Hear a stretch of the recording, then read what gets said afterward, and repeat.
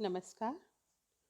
प्रथम वर्ष कला के प्रथम प्रश्न पत्र के अंतर्गत हम चित्रकूट में राजसभा प्रसंग का अध्ययन कर रहे हैं। चित्रकूट में राजसभा कवि मैथिली शरण गुप्त के साकेत महाकाव्य से ली गई है। बच्चों, जैसा कि हमने अब तक पढ़ा, चित्रकूट में राजसभा प्रसंग में कैकेयी का पश्चाताप ही मुख्य रूप से कवि मैथिली शरण गुप्त ने प्रकट किया है। गुप्त जी का लक्ष्य परिस्थितियों से कलुषित कैकेयी के चरित्र का परिष्कार करना प्रधान रहा है।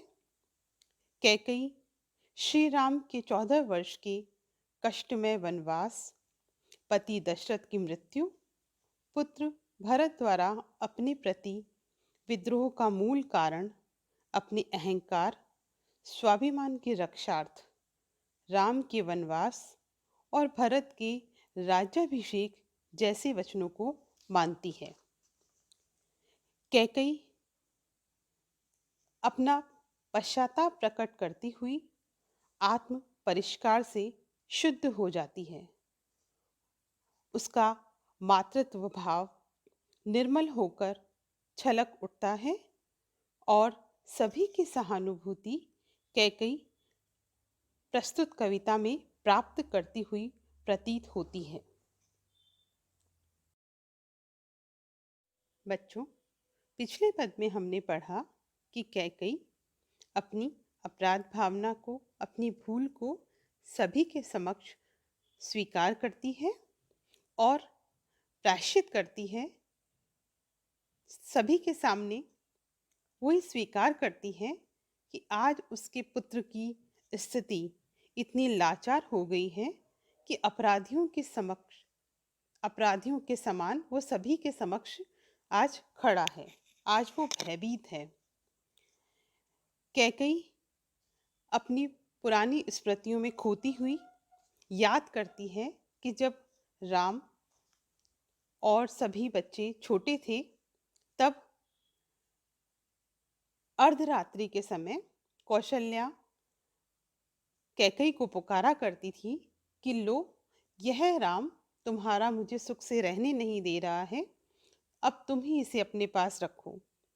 इस प्रकार की पुरानी स्मृतियों को याद करते हुए, सुखद वात्सल्य का अनुभव करते हुए राम से संबोधित होते हुए कैकेयी कह रही है कि जब राम छोटे थे तो अक्सर कौशल्या कहा करती थी कि लो कुहुकिनी अपना कुहुक राम यह जागा, निज मजली माँ का स्वप्न देख उठ भागा, भ्रम हुआ भरत पर मुझे व्यर्थ संशय का, प्रतिहिंसा ने ले लिया स्थान तब भय का, तुम पर भी ऐसी भ्रांति भरत से पाती, तो उसे मनाने भी न यहाँ में आती, जीजी ही आती किंतु कौन मानेगा, जो अंतर्यामी वही इसे जानेगा।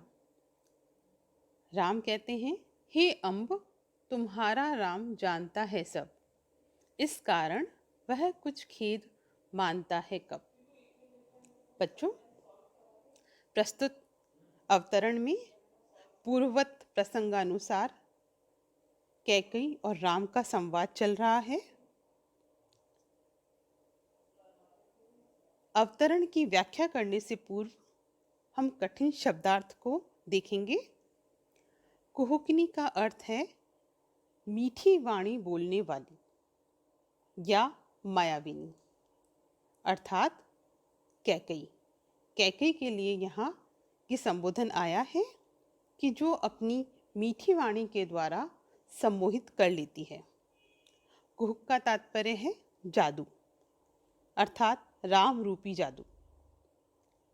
मझली माँ का तात्पर्य है सुमित्रा और अंतर्यामी यहाँ पर भगवान श्री राम के लिए प्रयुक्त किया गया है। व्याख्या देखिए, लो कुहुकिनी अपना कुहुक राम यह जागा, निज मझली माँ का स्वप्न देख उठ भागा। पश्चाताप करती हुई कैकई अचानक राम और स्वयं के बीच विद्यमान अतीत की मधुर स्मृतियों में खो जाती है और पवित्र मातृत्व पद से कहने लगती है कि जब अर्धरात्रि हो जाया करती थी तो बड़ी बहन कौशल्या आकर मुझे आवाज लगाती थी कि लो कुहुकनी या लो मायाविनी, अपना जादू संभालो। शायद यह मझली माँ सुमित्रा का कोई भयानक डरावना स्वप्न देखकर जाग गया है और उठ भाग खड़ा हुआ है, इसलिए इसे अब तुम ही अपनी माया से शांत करो। आगे देखिए। भ्रम हुआ भरत पर मुझे व्यर्थ संशय का, प्रतिहिंसा ने ले लिया स्थान तब भय का।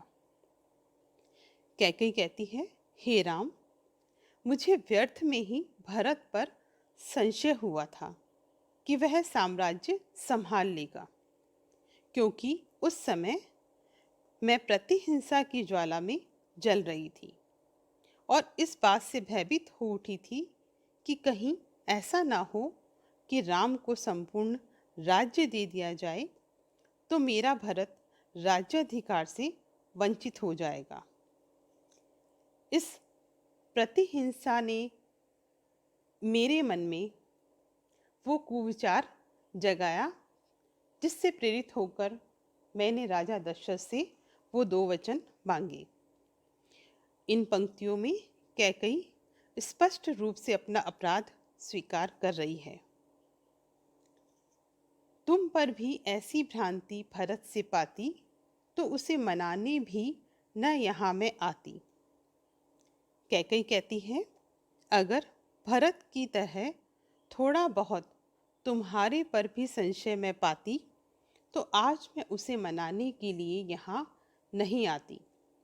मेरे स्थान पर जीजी कौशल्या को भेज देती तथा वही आकर तुम्हें मनाती।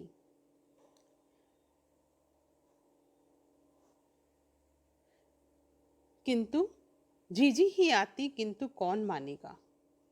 कैकेयी कहती है, किंतु मैं ऐसा करती तो कौन इसे मानता कि कौशल्या कैकेयी की तरफ से राम और भरत को मनाने आई है, अर्थात इसे कोई नहीं जानेगा, जो अंतर्यामी वही इसे जानेगा। इस बात को तो, इस मन की वेदना को तो वही समझेगा जो घट घट में व्यापी है, अर्थात जो ईश्वर है, वही अंतर मन की बात को समझ सकता है और जान सकता है। यहाँ पर कैकेयी का सीधा सीधा तात्पर्य श्री राम से है कि राम अंतर्यामी हैं और वो सभी के हृदय की बात को समझते हैं, इसलिए मेरे मन की बात को भी वही जानते हैं। कैकेयी कौशल्या से कहने लगी कि हे माता, तुम्हारा यह अंतर्यामी राम सब कुछ जानता है, इसी कारण वह स्वयं कभी दुखी नहीं रहता और अपने खेद को अपनी हंसी में दबा देता है। ऐसा करना अंतर्यामी ही जानता है, हम जैसे सामान्य मानव नहीं। इन पंक्तियों में कैकेयी स्पष्ट रूप से स्वीकार करती है कि राम साधारण मानव नहीं है, वो ईश्वर का ही अवतार है, अंतर्यामी है और इसीलिए वो कुछ भी खेद नहीं मानते और अपने दुख को, दर्द को हंसी में दबा देते हैं। बच्चों, प्रथम 2 पंक्तियों में स्मृति अलंकार के माध्यम से अतीत की सुंदर झांकी मिलती है, जिसमें राम और कैकेयी के बीच माँ और पुत्र का घनिष्ठ संबंध दिखाई देता है।